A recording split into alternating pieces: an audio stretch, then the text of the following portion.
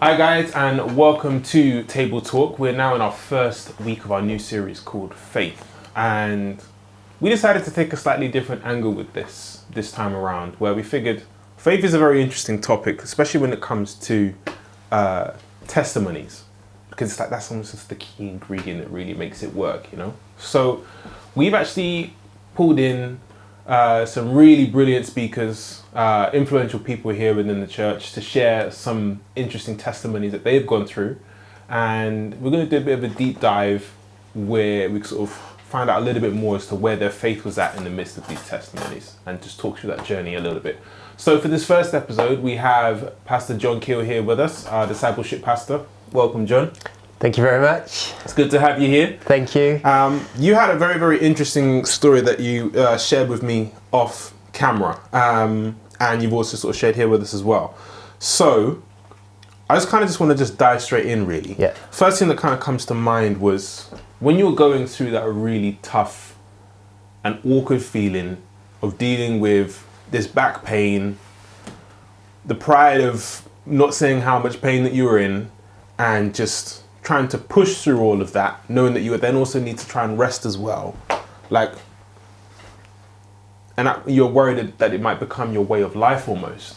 What was your faith like at that point? How was your relationship with God as well in particular? Well, I think one of the things, if anyone has ever suffered or not suffered with back pain, is that it's quite debilitating.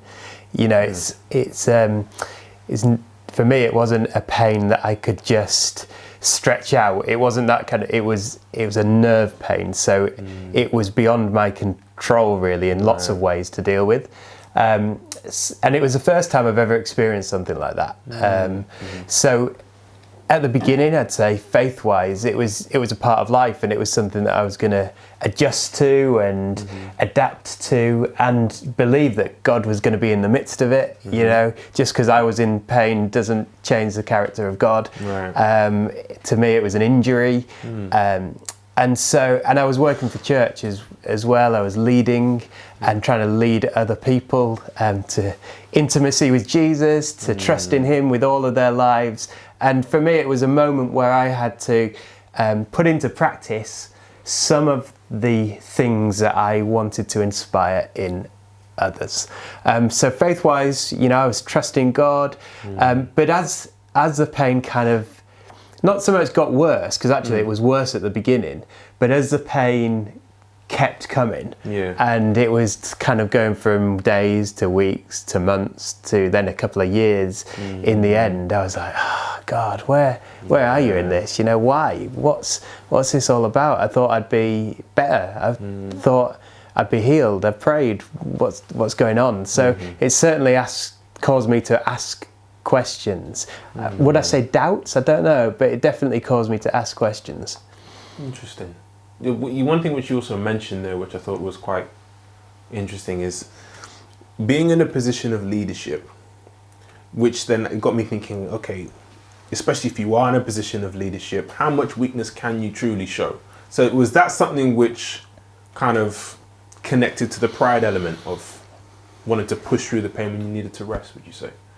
Yeah, I think that's an interesting one, and I think it's one that has shifted in terms of Christian leadership over a number of years. There used to be a saying in lots of congregations that you can't bleed on your congregation. You can't show weakness because you are the leader, the pastor, you're the man of God or the woman of God, you know, the person that people look up to.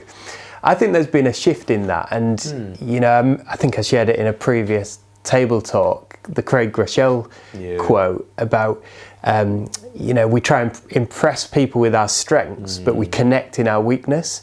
And so I think there's been a growing understanding within Christian leadership that actually weakness and honesty is not equivalent to faithlessness. And actually seeing God in the midst of struggle and figuring it out and journeying is something we see in so many stories in the Bible. So why are we afraid to see it and show it in our lives? Yeah, I like that. That's very true. But because coming back to that then, in the midst of that, obviously with it being sort of that position of leadership. In that moment when you were dealing and wrestling with that pride, when you kind of visualize, or first of all, did you visualize what would happen if you did say, do you know what, no, let me rest and ask for more help? And if you did visualize, what was the fear that kind of connected to that? Yeah, I think for me, I've always been a bit of a doer. So the pride came up when I was like, I should be able to do this. I should be able to do this. And I did carry on doing it. And in hindsight, what I should have just said is, I need some help. And actually, that's not a hard thing to ask. It wasn't major things. I think I talked about, I used to set up for worship practice and carrying heavy equipment. And every Wednesday did that and just got on with it. And, in some ways, it's not a bad thing because I wasn't going to let it get me down. Right. But equally, I was hurting. And as I was doing that, I remember the moments picking up things and going, someone should be helping me with this. But yeah, I didn't ask anyone. So, how do people know? And as I said, back pain is often a thing you can't see. So people aren't mind readers. So in hindsight, I should have just asked. I should have got over myself and gone, guys, can you give me a hand? That would have been the simplest and the best thing to do in that situation. And I encourage you to do it if you find yourself in that situation. I didn't, but I encourage you to. I don't know if that's answered your question. Yeah, I think it does, because also then it just got me thinking then, when we talk about just getting on with it, how healthy is that statement, or do we need to rephrase what that statement sometimes means? Do we just get on with the recovery, or do we push through pain that we should try and stop and fix? Because it got me thinking also then about, there's a book by Stephen Covey, I think it's called the 7 Habits of Highly Effective People. And I think it was towards the end where he spoke about this idea that there's a man who's chopping down a tree with an axe, and the axe is blunt, and he could continue trying to cut down that tree, and it's going to take him a lot more time to get it done. Or he could stop and sharpen the axe and then carry on. And I think that's the thing that kind of came back to me when I was reading your testimony, in terms of, do we then just get on with the recovery, or do we get on with trying to push through and stick with the blunt axe, if you see what I mean? Yeah. It's an interesting one. Like, where's your thoughts now then in regards to that sort of dealing with whether it's a physical pain going forward, or whether it's a mental health issue or just a spiritual thing? When it comes to making those decisions now, do you tend to get on with the recovery, or do you get on with trying to push through and not?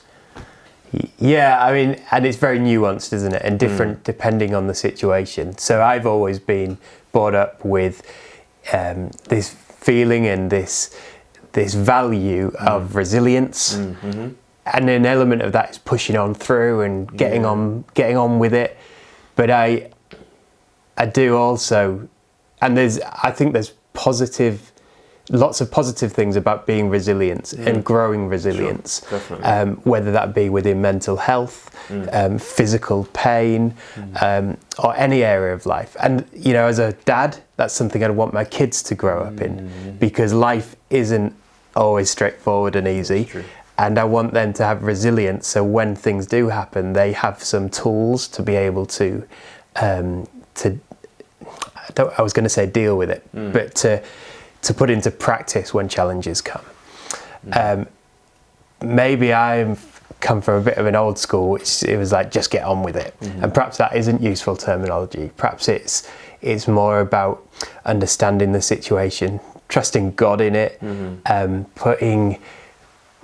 being resilient, but also sharpening what is important, and for me, what came out front and center in all of this was, first and foremost, I've made a commitment to follow Jesus all the days of my life, and this has knocked me a bit. So I'm going to sharpen my walk and my faith in God and trust him, even though what I'm feeling at the moment causes me to question. So sharpening the right things, I think. Yeah. I like that. So have you now kind of developed a technique, so to speak, which you can draw upon, or I guess as David Goggins would put it, like, is there a cookie jar of positive experiences that you can kind of draw to when that particular struggle is taking much longer than what you thought it might do? Yeah, I was speaking to someone about this the other day, actually, and I think a technique that I've found useful is planning. So we are disciples, and actually part of being a disciple is being disciplined. So do I wait for something to happen till I react and respond, or do I plan and be disciplined in my everyday life that actually helps me to be equipped for when challenges come, including physical challenges? So one thing I'm working on at the moment is this plan, is like a daily, weekly, monthly. What do the rhythms of my daily, weekly, monthly life look like? So I'm trusting in Jesus and trying to put that into place now when I'm not in any pain, when life's going quite well at the moment. You know, we're enjoying it, lots of new things, it's exciting. And I'm putting Jesus in a place of honour and lordship in my life every day, every week, every month. And for me, that links into the bit of the story, which was like wanting to kind of take control of, if I do this, I do this. And actually, I think as a Christian, the best thing we can do is give our lives over to Jesus and trust him. And you know what? And I think that plays into what you're asking, because then when the challenges do come, actually I'm rooted, I'm grounded in who God is, in his character, in his word, in what he says over me. And I'm less likely to fall into that place of going, God, what are you doing here? And blaming him. So then, to add to that, now you mentioned about, in terms of how you go about building that faith muscle, in terms of using planning as your way forward, have you now got to a place where with that plan then also encompasses unforeseen things when things go a bit left, would you say? If that makes sense. Well, I'd say the plan is more around like my rhythms of life, to put God first. And I think there's things that come up every day that maybe are a bit left field. So, you know, what I don't want it to sound like is, look at me, holy moly over here, and I've got it all sorted and all right, because it's a journey, it's life. But can I be honest and say I'm trying to put Jesus at the centre of that, and as I do, and as I try and do that, and you know, some days are better than others. You know, do I get up every morning at the crack of dawn and pray and worship for a few hours before work? No. Do I do that occasionally? Yes.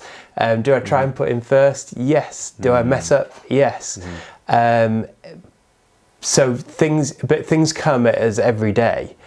And for me, it's about then recentering and refocusing and saying, this shouldn't knock my faith, because my faith is in the one who has done everything, the one who's gone before, and the one who holds everything in his hands, you know. And it does, I think that develops that faith muscle and that trust, that saying, actually, this isn't about me. I'm trying my best, I'm giving him my all where I can. I mess up, but he's still God and I'm not. That's so true. And how is your faith muscle now on a scale of 1 to 10? That's a good coaching question, that one. On a scale of 1 to 10, you know, I'd probably say about a 7. I love to worship God. I'm loving being part of church where we can gather and getting more people in the building to worship Jesus, you know, and I think that is an important part of faith. I'm enjoying getting in the Word of God and in Acts at the moment and seeing how the early church followed Jesus, even though he wasn't with them anymore. For me, prayer has always been an area where I've perhaps struggled to find the time to motivate myself to sit down and specifically pray for people. But I'm trying to do that when I run at the moment. So I kind of have a weekly prayer run. Oh, I like that. That's cool. Yeah, if I remember after I'm kind of out of breath. Yeah. And so there's some of the rhythms and the patterns and the disciplines that I try and form in my life. And I do think they build that faith muscle. That's good. That's really, really good. Do you know what? One thing which I was thinking about when you were speaking about your testimony earlier on was affirmations. So I was reminded of Proverbs 18 verse 21, where it says, the tongue has the power of life and death, and those who love it will eat its fruit. The reason why I come to this specifically is because I was just thinking, when you're going through the midst of a trial, and especially with the kind of conversations you would have been having with God during that time, what was that like then, in terms of, did you use affirmations at all? Did you change the way that you prayed to say thank you for the healing that is coming? And what's your thoughts on affirmations in general in connection to prayer when we're going through a struggle?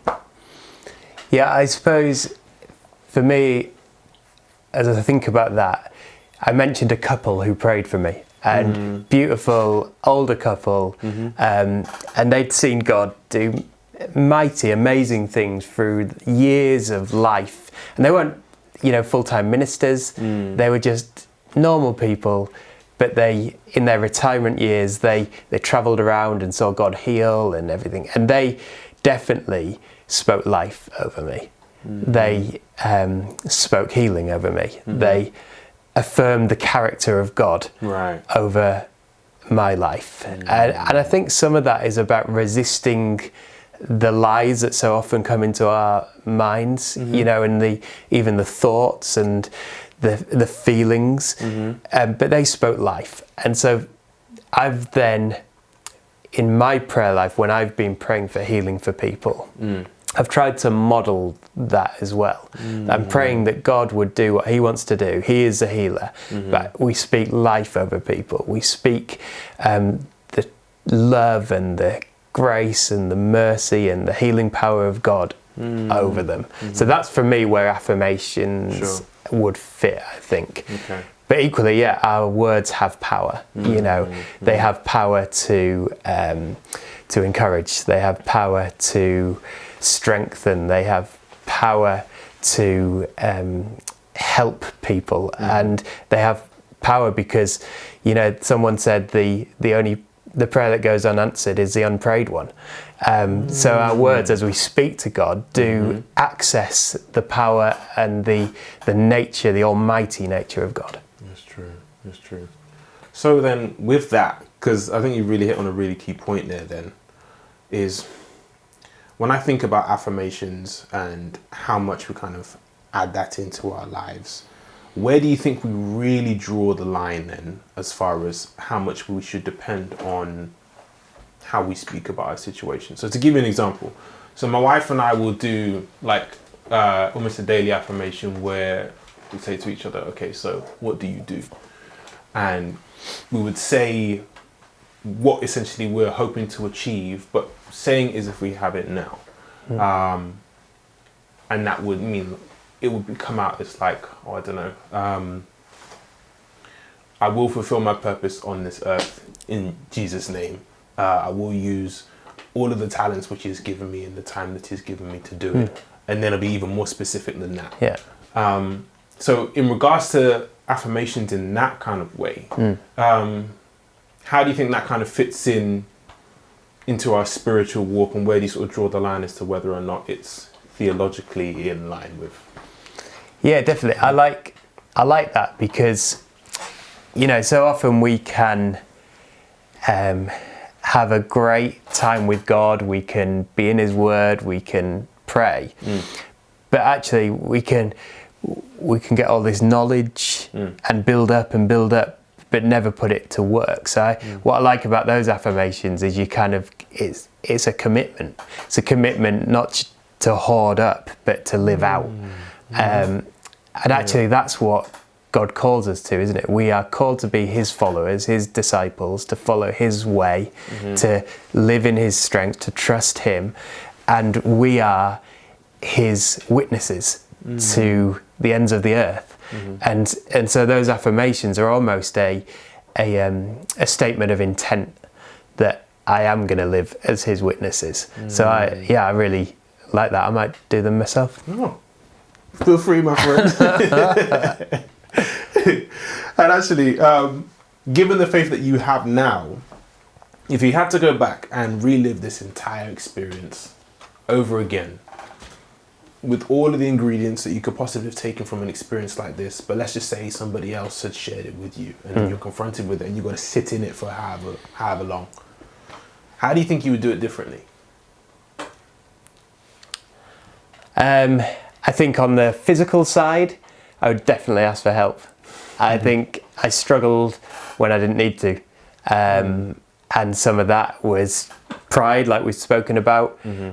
Some of that was not wanting to ask. So on that side, definitely I'd ask for help. On the spiritual side, I think I would have gone to prayer a lot earlier. You know, I did go down lots of different routes and tried to do a lot in my own strength. Now, as I said in the story, it wasn't like I wasn't praying and then thought, oh, it might be a good idea to pray. But actually, the breakthrough moment was almost a letting go.